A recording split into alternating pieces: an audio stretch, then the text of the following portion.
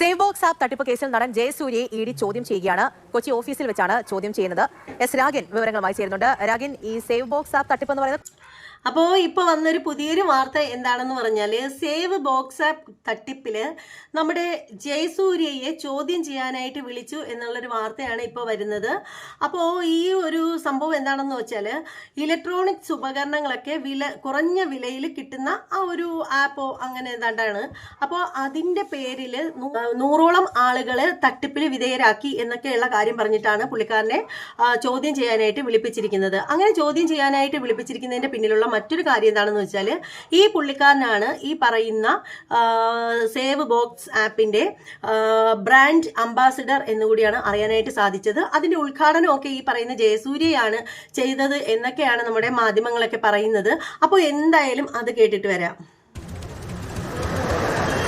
തീർച്ചയായും സൂചിപ്പിച്ചതുപോലെ തൃശ്ശൂരിൽ ആണ് ഇതിന്റെ ഒരു പ്രധാനപ്പെട്ട കേന്ദ്രമായി നടന്നു വരുന്നതും അതിൽ അറസ്റ്റ് ഉൾപ്പെടെ ഉണ്ടാവുകയും ചെയ്യുന്നു. ഈ കേസുമായി ബന്ധപ്പെട്ട നടൻ ജയസൂര്യയെ എൻഫോഴ്സ്മെന്റ് ഡയറക്ടറേറ്റ് കൊച്ചി ഓഫീസിൽ വിളിച്ചു വരുത്തി ചോദ്യം ചെയ്യുന്നത്. ജയസൂര്യയ്ക്കൊപ്പം ജയസൂര്യയുടെ ഭാര്യയും ഇഡി ഓഫീസിൽ എത്തിയിട്ടുണ്ട്. ഇതിൽ എൻഫോഴ്സ്മെന്റ് ഡയറക്ടറേറ്റ് അടക്കം വ്യക്തമാക്കുന്നത് ഈ സേവ് തട്ടിപ്പുമായി ബന്ധപ്പെട്ടുകൊണ്ട് ഉള്ള കാര്യങ്ങളിൽ ഇഡി ഒരു അന്വേഷണം നടത്തുന്നുണ്ട്. ഇതിൽ ജയസൂര്യയ്ക്ക് ഈ സേവ് ബോക്സ് ആപ്പുമായി ബന്ധപ്പെട്ട് ഒരു എഗ്രിമെന്റ്, ബ്രാൻഡ് അംബാസഡർ എന്ന തരത്തിലുള്ള എഗ്രിമെന്റ് കരാർ ഉണ്ടായിരുന്നു എന്നാണ് വ്യക്തമാകുന്നത്. ഈ പശ്ചാത്തലത്തിൽ ഈ തട്ടിപ്പുമായി ബന്ധപ്പെട്ട അല്ലെങ്കിൽ ഇതുമായി ബന്ധപ്പെട്ട കൂടുതൽ വിവരങ്ങൾ ശേഖരിക്കുന്നതിന്റെ ഭാഗമായിട്ടാണ് ചോദ്യം ചെയ്യൽ എന്നതാണ് ഇഡി വൃത്തങ്ങൾ നൽകുന്ന വിവരം. എന്തായാലും ചോദ്യം ചെയ്യൽ ഇപ്പോൾ നടന്നുകൊണ്ടിരിക്കുകയാണ്. ഇതിനു മുൻപും ഒരു തവണ ജയസൂര്യയെ വിളിപ്പിച്ചിട്ടുണ്ട് എന്നാണ് ഇഡി വ്യക്തമാക്കുന്നത്.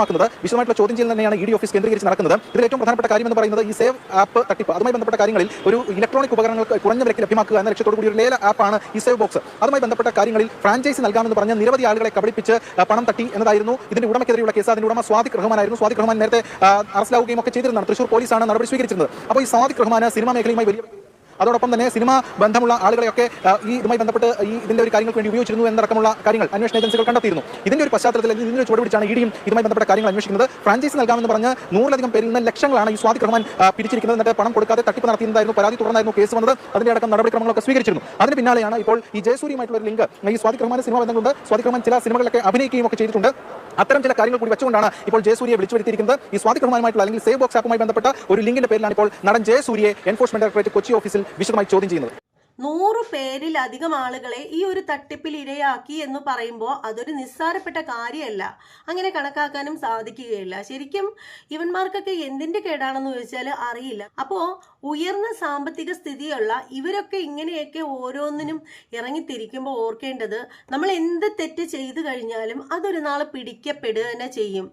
നമ്മുടെ കരിയർ നഷ്ടപ്പെടും. അവിടെ നമുക്ക് മറ്റുള്ളവർ തരുന്ന ബഹുമാനവും സ്നേഹവും ഒക്കെ പോവും. അപ്പോൾ ആ ഒരു ബോധമെങ്കിലും ജനങ്ങൾക്ക് ഉണ്ടാവേണ്ടത് അത്യാവശ്യമാണ് എന്ന് കരുതി ഈ പുള്ളിക്കാരൻ ജയസൂര്യയെ ഇതിന് ചോദ്യം ചെയ്യാൻ വിളിപ്പിച്ചു എന്ന് കരുതിയിട്ട് നമ്മൾ ജയസൂര്യ തെറ്റ് ചെയ്തു എന്നൊന്നും പറയുന്നില്ല. കാരണം അതിന് ഇനിയും കാര്യങ്ങൾ പുറത്തു വരാനായിട്ടുണ്ട്. അപ്പോൾ അയാളെ ചോദ്യം ചെയ്യാൻ വിളിപ്പിച്ചു എന്ന് കരുതിയിട്ട് നമ്മൾ ഒരിക്കലും അയാൾ തെറ്റുകാരനാണ്, അയാൾ ആ തെറ്റ് ചെയ്തു, അല്ലെങ്കിൽ അയാളാണ് മെയിനായിട്ട് തട്ടിപ്പുകാരൻ എന്നൊന്നും പറയുന്നില്ല.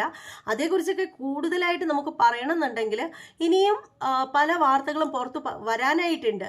അപ്പോൾ എന്താണെന്ന് വെച്ചാൽ കിട്ടും തോറും ആഗ്രഹങ്ങൾ വർദ്ധിക്കും എന്നുള്ള ആ ഒരു കാര്യമാണ് ഇവിടെ ഓർക്കാനായിട്ടുള്ളത്. പിന്നീടുള്ള ഒരു കാര്യം എന്താണെന്ന് വെച്ചാൽ മാധ്യമങ്ങളുടെ ഒരു കാര്യം തന്നെയാണ്. എന്തെങ്കിലും ഒരു വാർത്ത കിട്ടിക്കഴിയുമ്പോൾ ആദ്യം അവർ ഒരു ദിവസമൊക്കെ അന്നത്തെ ദിവസം കംപ്ലീറ്റ് ആ ഒരു വാർത്ത തന്നെയായിരിക്കും കൊടുത്തുകൊണ്ടിരിക്കുന്നത്. അപ്പോൾ ആ ഒരു വാർത്ത കാണുമ്പോൾ ജനങ്ങൾ എങ്ങനെ കൗതുകത്തോടു കൂടി അയ്യോ അങ്ങനെ സംഭവിച്ചോ ഇങ്ങനെ സംഭവിച്ചോ എന്നൊക്കെ പറഞ്ഞിട്ട് ഇങ്ങനെ നോക്കിക്കൊണ്ടേയിരിക്കും. അതൊക്കെ കഴിഞ്ഞു കഴിഞ്ഞാലുണ്ടല്ലോ, പിറ്റേ ദിവസമായി കഴിഞ്ഞാൽ ആ ഒരു വാർത്ത എങ്ങോട്ട് പോയി എന്ന് ഒരു പിടുത്തവും കിട്ടത്തില്ല. അതായത് ഇവിടെ എടുത്തു പറയേണ്ട ഒരു കാര്യം എന്താണെന്ന് വെച്ചാൽ ബ്ലെസ്ലി എന്ന് പറയുന്നത് നമുക്ക് എല്ലാവർക്കും അറിയാം. യൂട്യൂബറാണ് പുള്ളിക്കാരൻ. അതുപോലെ തന്നെ മുൻ ബിഗ് ബോസ് താരമാണ്. അപ്പോൾ ആ ഒരു ബ്ലെസ്ലിയെ പോലീസ് അറസ്റ്റ് ചെയ്തുകൊണ്ട് പോകുന്ന ഒരു സംഭവം നമ്മൾ എല്ലാ മാധ്യമങ്ങളിലും വന്നിട്ടുണ്ടായിരുന്നു. സോഷ്യൽ മീഡിയയിൽ അത് തന്നെയായിരുന്നു തരംഗമായിട്ട് നിന്നത്, കുപ്രസിദ്ധിയിലൂടെ ആണെങ്കിൽ പോലും. അപ്പോൾ ആ ഒരു പുള്ളിക്കാരനെ അറസ്റ്റ് ചെയ്തുകൊണ്ടൊക്കെ പോകുന്നതൊക്കെ കാണിച്ചു. അത് കോടികളുടെ തട്ടിപ്പിന്റെ പേരിലാണ്. അപ്പോൾ അതേ പറ്റിയിട്ട് നമ്മൾ വീഡിയോ ഒക്കെ ചെയ്തിട്ടുണ്ടായിരുന്നു. അപ്പോൾ അതുകൊണ്ട് തന്നെ അതേക്കുറിച്ചിട്ട് കൂടുതലും വിവരിക്കുന്നില്ല.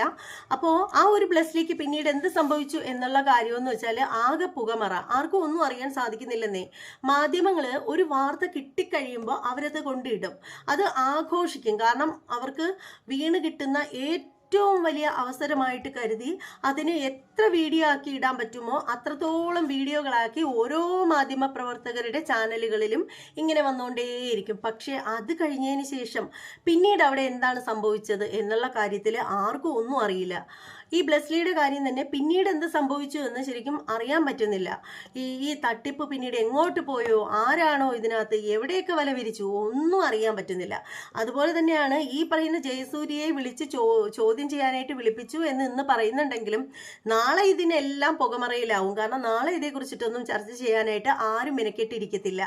നാളെ എന്ന് വെച്ചാൽ വേറെ പുതിയ വാർത്തകളിലേക്ക് പോകാനായിരിക്കും നമ്മുടെ മാധ്യമങ്ങൾ കൂടുതൽ താല്പര്യം കാണിക്കുന്നത്. അതുകൊണ്ട് തന്നെ നമുക്ക് പ്രത്യേകിച്ചൊന്നും ഒരു കാര്യത്തിലും കൃത്യത കിട്ടാറില്ല ഒരു കാര്യത്തിലും.